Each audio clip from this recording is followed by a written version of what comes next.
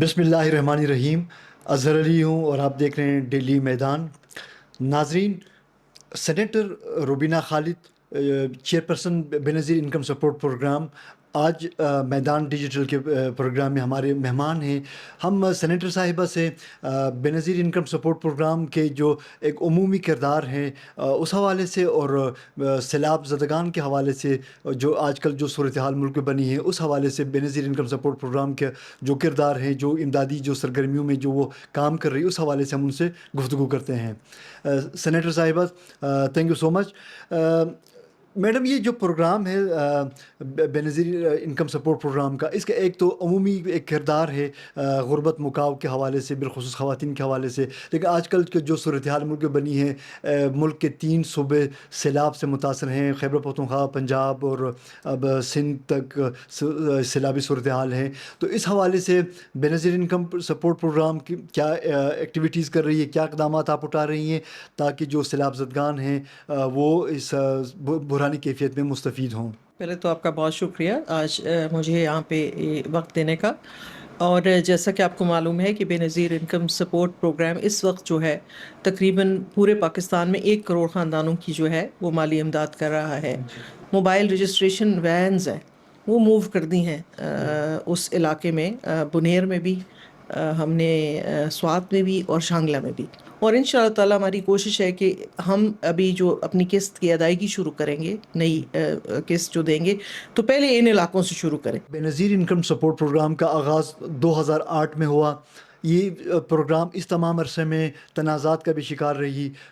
ایک مرحلے پر اس کا نام بھی تبدیل کیا گیا، احساس پروگرام رکھا گیا. اب پھر سے بے نظیر انکم سپورٹ پروگرام کے نام سے یہ فعال ہیں. ایک سوال بھی اٹھتا ہے کہ کیا اسی طرح لوگوں کو یہ جو 3 مہینوں کے بعد جو ایک تھوڑی بہت جو امدادی رقم ملتی ہے، اسی پہ کو ہی جاری رکھنا چاہیے، یا اس پروگرام کے ذریعے لوگوں کو ایک خود کفالت کی طرف ان کو لے جانا چاہیے اور ان کو ایسا وہ بنانا چاہیے کہ وہ اپنے پاؤں پہ کھڑی ہو سکیں؟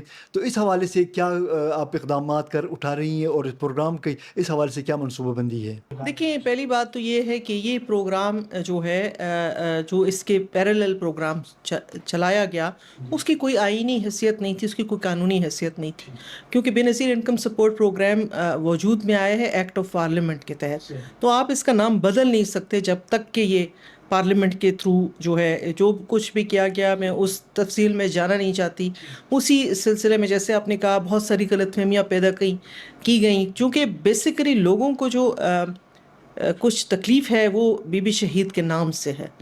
کچھ لوگ ان کا نام برداشت نہیں کر سکتے. حالانکہ یہ ایک بہت بڑی ٹریجڈی ہے کہ آپ کی سیاسی وابستگی کہیں بھی ہو، آپ کے جو قومی ہیروز ہیں، جو آپ کے جنہوں نے آپ کے لیے بہت کچھ کیا ہے، ان کو جو قوم یاد نہیں رکھتی، اپنے ہیروز کو یاد نہیں رکھتی، وہ کوئی اچھا مستقبل نہیں رکھتی. تو جو جس کا کریڈٹ ہے اس کو ملنا چاہیے. اگر آپ نے دیکھا ہوگا تو 21 جون کو بی بی شہید کی سالگرہ ہوتی ہے، آپ سب کو پتہ ہے. تو ہم نے ایک بے نظیر ہنر مند پروگرام کا آغاز کیا ہے، اور صدر پاکستان جناب آصف علی زرداری صاحب نے، جو اس پروگرام کے بانی بھی ہیں، 2008 میں انہوں نے یہ پروگرام شروع کیا تھا. ان کے ہاتھوں اس پروگرام کا افتتاح ہوا ہے، اور ابھی تک ہمارے پاس تقریباً 20,000 بچے اور بچیاں رجسٹر ہو چکے ہیں، جو کہ ہمارے بینیفیشریز کے بچے ہیں. تو میں نے دیکھا اور مجھے بہت خوشی بھی ہوئی کہ اس میں میٹرک کے رزلٹ میں ہمارے 4 بچوں نے جو ہے وہ بورڈ کی پوزیشنز جو ہیں لی ہیں. اس کے علاوہ جو ہے 500 بچوں نے اے گریڈ حاصل کیے، فرسٹ پوزیشنز حاصل کیے میٹرک میں. وہ بچے جو شاید وہ جیسے بی بی شہید کا خواب تھا کہ علم روشنی سب کو کام، تو ہم اس کی طرف چل پڑے. اس پروگرام سے جو لوگ بھی جو خواتین استفادہ کر رہی ہیں، ان سے آپ ملتی رہتی ہیں، تو وہ خواتین وہ کس حد تک وہ اپنے آپ کو پر اعتماد سمجھتی ہیں کہ اس پروگرام کے ذریعے وہ اپنے آپ کو ایک خود کفالت کے منزل کی جانب لے جائیں؟ یہ انکم سپورٹ ہے، ہم دیتے ہیں 13,500 ہر سمائی کے بعد. اس میں کوئی پورے طریقے سے اپنا گھر اس کو نہیں چلا سکتا. نیچرلی وہ لوگ کوئی کام کریں گے، یہ اس کو سپلیمنٹ کرتا ہے. جہاں پہ آپ کی آمدنی اور آپ کے اخراجات میں توازن نہیں رہتا، یہ پروگرام وہاں اپنے ریاست ہاتھ پکڑتی ہے اپنے شہری کا.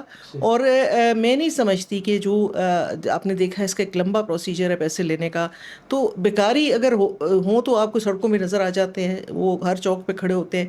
یہ وہ سفید پوش لوگ ہیں جو کسی سے مانگ نہیں سکتے.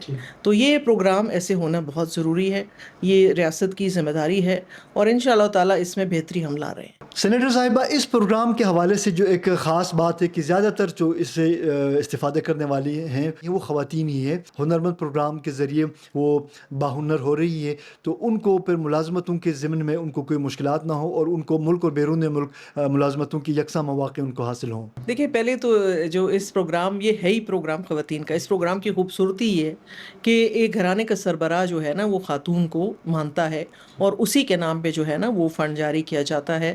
یہ میں سمجھتی ہوں کہ پاکستان پیپلز پارٹی کے اور بے نظیر بھٹو صاحبہ اس ویژن کی عکاسی ہے کہ خواتین کو امپاور کیا جائے.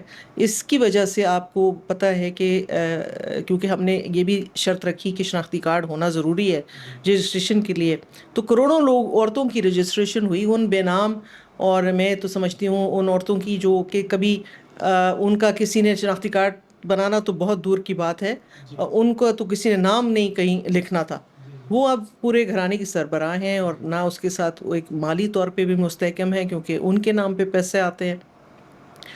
اور جہاں تک آپ نے ٹریننگ کی بات کی, تو ہم نے یہ اوپن رکھا ہے ان خواتین کے لیے, ان کے میاں کرنا چاہیں یا ان کی بیٹی کرنا چاہے, ان کا بیٹا کرنا چاہے, تو یہ ایک پر فیملی ہم ایک بندہ جو ہے اس کو یہ چانس دیں گے.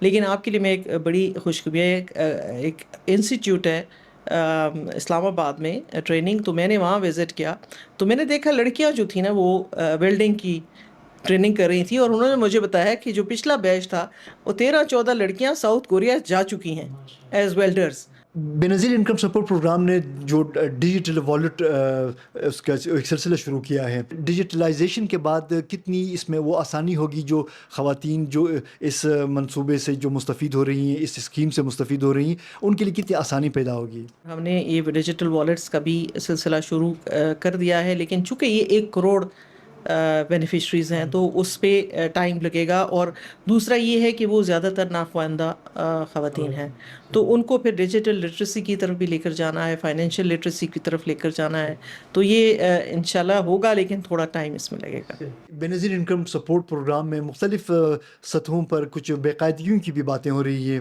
تو اب اس حوالے سے جو ظاہر ہے آپ اس پروگرام کے ہیڈ ہیں, تو شفافیت لانے کے لیے آپ اور آپ کی ٹیم اس حوالے سے کیا اقدامات اٹھا رہی ہے, اس حوالے سے بھی ہمارے ناظرین کو آپ آگاہ کیجیے گا. دیکھیے, پہلی بات تو یہ ہے نا جس کی طرف آپ کا اشارہ ہے, پچھلے دنوں پھر ٹی وی پہ اس کی اور خبروں میں اس کی گونج تھی.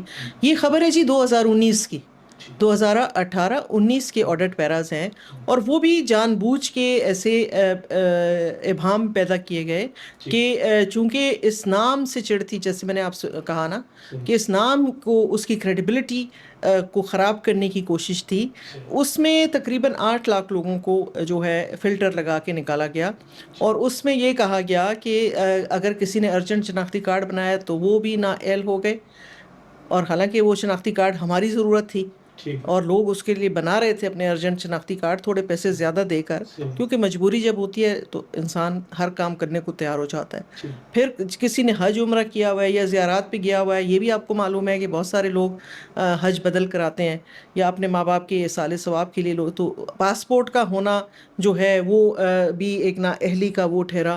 اور جہاں تک سرکاری ملازمین کی بات ہوتی ہے, تو سرکاری ملازم ہم درجہ 4 کو بھی کہتے ہیں, اور درجہ 4 کی تنخواہ جو ہے وہ اس وقت کی آپ سوچ لیں وہ کتنی ہوا کرتی تھی. تو اس لحاظ سے, اور تب ایسی کوئی پالیسی بھی نہیں تھی کہ سرکاری ملازم اس کا ممبر نہیں بن سکتا. اب ہم نے اپنی پالیسی بنا لی ہے.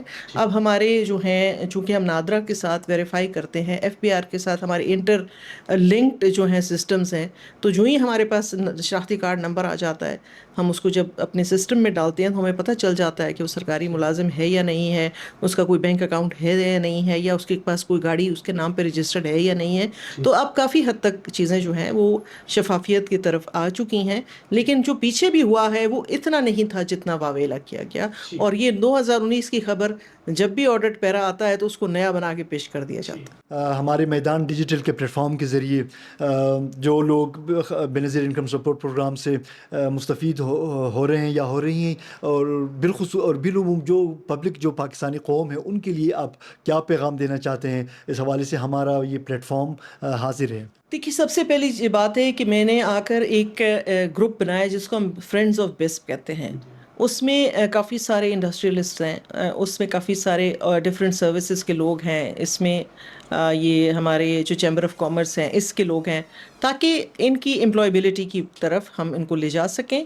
تو میری یہ درخواست ہوگی، ریکویسٹ ہوگی ان سب لوگوں سے کہ وہ آگے بڑھیں، ہمیں مشورے دیں، اور ہمیں وہ ہمارا ہاتھ تھامیں، کہ ہمیں بتائیں کہ ہم کس طرح سے ان بچوں کو مزید جو ہے بہتری کی طرف لے جا سکیں. ناظرین، یہ تھی سینیٹر روبینہ خالد، چیئرپرسن بے نظیر انکم سپورٹ پروگرام، جو پاکستان میں غربت مکاؤ جو ایک پروگرام کے حوالے سے اس پروگرام کے جو عمومی مقاصد ہیں اور جو اس وقت جو صورتحال ہے سیلاب کے نتیجے میں، اس حوالے سے بے نظیر انکم سپورٹ پروگرام کیا کیا اقدامات اٹھا رہی ہے اور کیا کیا وہ کام کر رہی ہے کہ جس سے جو براہ راست جو سیلاب سے متاثرہ افراد اس پروگرام سے اور اس کی امدادی رقوم سے جو مستفید ہو رہے ہیں، اس حوالے سے انہوں نے ہمارے ناظرین کو آگاہ کیا. اور ہم امید کرتے ہیں کہ ہم مستقبل میں بھی اس قسم کے پروگرامز کے ذریعے ان سینیٹر صاحبہ کی خدمت میں حاضر ہوتے رہیں گے. اور تب تک کے لیے ہمیں اجازت دیجیے. اللہ حافظ.